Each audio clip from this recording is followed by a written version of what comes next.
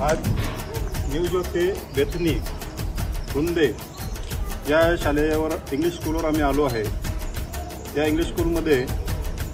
समाजामध्ये अशी चर्चा पसरली होती की या इंग्लिश स्कूलमध्ये विशेष धर्माची काही संस्कृती राबवली जाते आणि याची बरेचशा ठिकाणी चर्चा असताना शंभूदेव प्रतिष्ठानला ती बातमी लागली आणि आज आम्ही या ठिकाणी या शाळेच्या प्राचार्यांची भेट घेतली आहे। प्राचार्यांची भेट घेतली असता या ठिकाणी असे दिसून आले की जवळजवळ ते सर्व धर्माचे सण या ठिकाणी सेलिब्रेट करतायत, परंतु बाहेर एक चर्चा होती की या ठिकाणी विद्यार्थ्यांना टीचर या लोकांना फादर म्हणून बोलण्यास सांगितले जाते, परंतु प्राचार्यांच्या म्हणण्याप्रमाणे की या ठिकाणी जे शिक्षक आहेत त्या सर्वांना टीचरच बोलले जाते, फक्त प्राचार्य जे आहेत यांना फादर बोलले जाते। इंग्लिश स्कूल हे संविधान मान्य असल्याने संविधानाला अनुसरून या ठिकाणी इंग्लिश स्कूल असो कोणतीही शाळा असो तिला मान्यता मिळत असते आणि संविधानानुसार मान्यता मिळालेल्या शाळेमध्ये सर्व धर्म समभाव ज्या प्रकारे शिक्षण द्यायला हवं आणि या परिसरात जवळजवळ सर्वच ग्रामीण भागातील विद्यार्थी येतात आणि ग्रामीण भागातील विद्यार्थी येत असताना या सर्व ग्रामीण भागातील विद्यार्थ्यांना हिंदू विद्यार्थी आहेत आणि या ठिकाणी खरोखरच चुकीचं काहीतरी शिक्षण दिलं जातं आहे का याची पाहणी करण्यासाठी आज शंभूदेव प्रतिष्ठान प्रत्यक्ष या ठिकाणी भेट दिली आहे। तर प्राचार्यांच्या म्हणण्याप्रमाणे की जे मला फादर बोलले जाते ते सुद्धा आम्ही यापुढे बंद करू आणि सर्व धर्माचे सण कशा प्रकारे सेलिब्रेट करता येतील चांगल्या प्रकारे ते सुद्धा आम्ही या ठिकाणी प्रयत्न करू। तर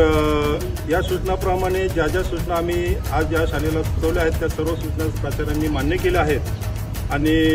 आम्ही समाधानकारक आहोत की या ठिकाणी विशेष करून जास्त काही चुकीचं आढळलं नाही। जे फादर नावाचा जो शब्द या ठिकाणी उच्चारला जात होता तो सुद्धा त्यांनी मान्य केला आहे की मी यापुढे या ठिकाणी फादर नावाचा उच्चार केला जाणार नाही, सर किंवा प्रिन्सिपल किंवा गुरुजी किंवा शिक्षक म्हणून या ठिकाणी जे काय असेल ते बोलले जाईल। आम्हाला काही इन्फॉर्मेशन मिळाल्यानंतर या शाळेला भेट दिली। या ठिकाणी नवज्योत बेथनी स्कूल रुंदे।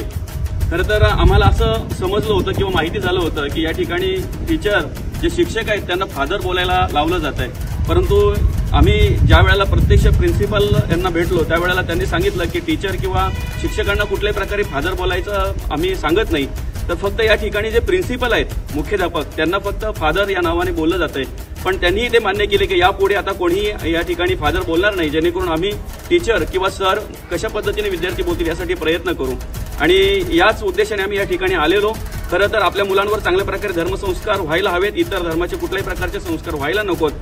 जर विद्यार्थी ज्या शाळेमध्ये शिकतात विद्यार्थी शिकतात म्हणजेच अर्थातच आपलं स्वतःचं भवितव्य आहे, आपल्या देशाचं भवितव्य आहे आणि ते व्यवस्थितरित्या ज्या धर्मामध्ये